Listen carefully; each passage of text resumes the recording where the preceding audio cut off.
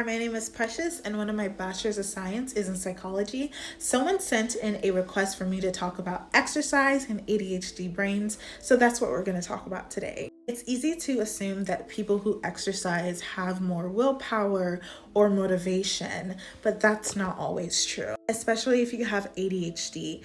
It's not about learning to push harder, it's about learning how to work with your brain consistently instead of you fighting against it. Movement is so important because it can help you with that.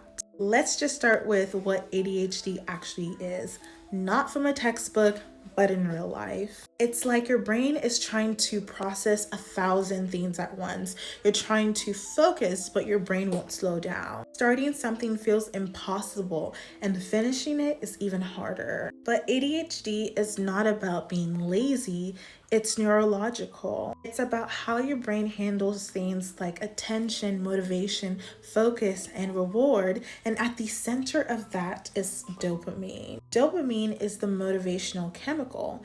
And in ADHD, it's usually lower or less available where it matters the most, especially in the prefrontal cortex, which is responsible for decision making, long-term planning, executive function. So when people with ADHD struggle to start tasks or stay consistent, it's not because they don't care, but rather their brain doesn't have enough dopamine to make them want to start it. This is where exercise comes in. Exercise is not just about burning calories, it's also about brain chemistry. When you move your body, you increase dopamine and you also boost norepinephrine and serotonin. These are connected to mood, attention, and mental clarity. Even just 20 to 30 minutes of movement can help improve focus, reduce anxiety, and also create more calm. Research actually supports this.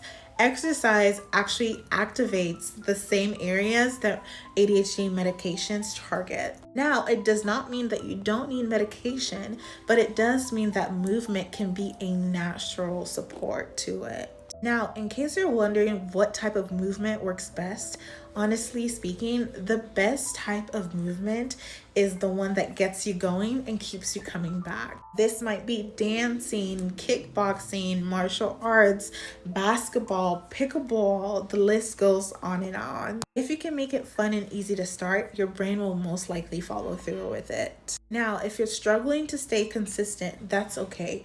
ADHD makes things harder, but it doesn't make it impossible. To stay consistent, try laying out your workout clothes right by your bed so that when you wake up, it's the first thing that you see in the morning. This motivates you to work out as soon as you wake up. You can try some workout snacks. So treat yourself with like a 5 to 10 minute workout throughout the day. This can be something fun that you enjoy doing, but it's going to be a workout. Think of exercise less as a chore, but something that you're giving your brain to as a gift. At the end of the day, I just want to say this. If you have ADHD, it doesn't mean that your brain is broken. It just means that yours works differently. The more you understand how it works, the more power you have to create a life that actually supports it. Exercise is not a fix for everything, but it is a science-backed tool that can make you feel better, feel more calmer, and just make you look your best. So if you're feeling stuck, try moving your body, even though it's just a little bit,